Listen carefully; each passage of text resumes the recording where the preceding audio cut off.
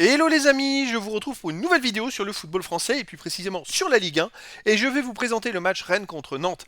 C'est un match qui a lieu ce dimanche 1er octobre 2023 à 20h45 pour le compte de la 7ème journée du championnat de France de football de Ligue 1. Rennes c'est le 9ème du classement qui reçoit Nantes le 10ème, donc un match de milieu de tableau. Donc les amis, je vais revenir dans cette vidéo sur le classement et les statistiques de ces deux équipes en Ligue 1, on verra tous les buteurs et les passeurs de ces deux équipes aussi en Ligue 1.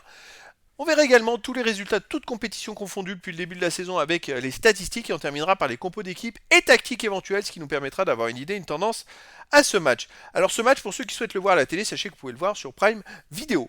Donc Rennes donc joue à domicile, est 9ème du classement avec 8 points en 6 matchs, une victoire, 5 nuls, aucune défaite, 10 buts marqués, 6 buts encaissés plus 4 de goal average. Rennes c'est la seule équipe invaincue avec Nice. Sauf qu'ils sont invaincus, mais ils sont 9e de Ligue 1. Ils sont super loin, tout simplement, parce qu'ils ont fait 5 matchs nuls en 6 matchs. Le match nul, pour rappel, c'est 1 point. La victoire, c'est 3 points. Donc, il vaut peut-être mieux perdre 3 fois et gagner 3 fois, mais être à 9 points, que faire 5 matchs nuls et être à 8 points. Hein. Nantes est aussi à 8 points. Ils sont 10e, avec en 6 matchs 2 victoires, 2 nuls, 2 défaites, 11 buts marqués, 11 buts encaissés, 0 de goal average. Donc, Nantes est juste derrière Rennes au classement, mais avec le même nombre de points. Au niveau des buteurs, alors pour Nantes, on a Mohamed qui est deuxième meilleur marqueur de Ligue 1 avec 5 buts en 6 matchs, c'est pas mal. Hein. Salah pour Rennes, t'as 3 buts en 5 matchs. Et pour Nantes, on a Dadi Simon qui a 2 buts en 6 matchs. Après, il y a plein de joueurs à au moins un but des deux côtés. Pour les passeurs décisifs, on a quand même pour Nantes Dadi Simon qui a 3 passes décisives et Mollet qui a 2 passes décisives. Dadi Simon, Moses Dadi Simon, il a quand même en 6 matchs, il a fait 2 buts et 3 passes décisives. Il fait un bon début de saison. Pour Rennes, il y a qu'un joueur à une passe, mais il n'y a pas plus pour l'instant. Au niveau des matchs joués, alors pour Rennes, c'est 13 matchs joués depuis le début de la saison, 6 victoires, 6 nuls, seulement une défaite, c'est la défaite à Wolverhampton en match amical.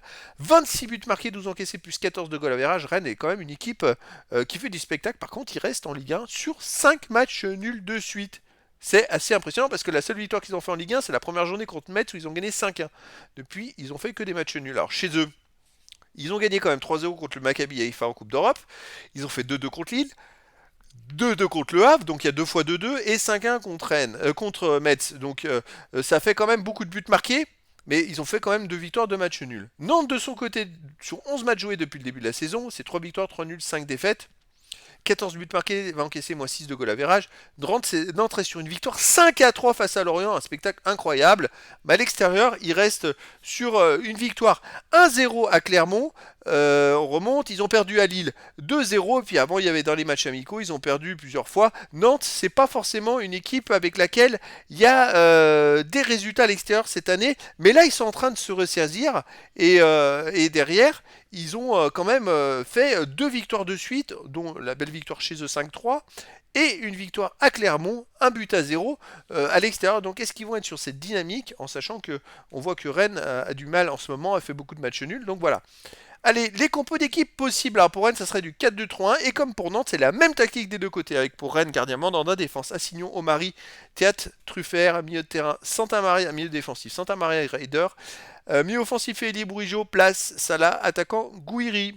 Et pour Nantes, gardien Descamps, défense Merlin, Castelletto, Comer, Pierre-Gabriel, milieu défensif Douglas et Chirivella, milieu offensif Elie Simon Mollet, Bamba. Attaquant Mohamed, donc voilà, deux équipes qui jouent de la même façon. Rennes qui fait trop de matchs nuls, mais qui arrive quand même en Coupe d'Europe à gagner 3-0. Nantes qui sort sur 2 matchs plutôt intéressants.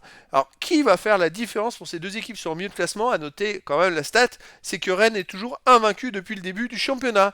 Donc voilà les amis, je vous donne rendez-vous ce dimanche 1er octobre 2023 à 20h45 pour le match de la 7ème journée du championnat de France de football de Ligue 1 de la saison 2023-2024.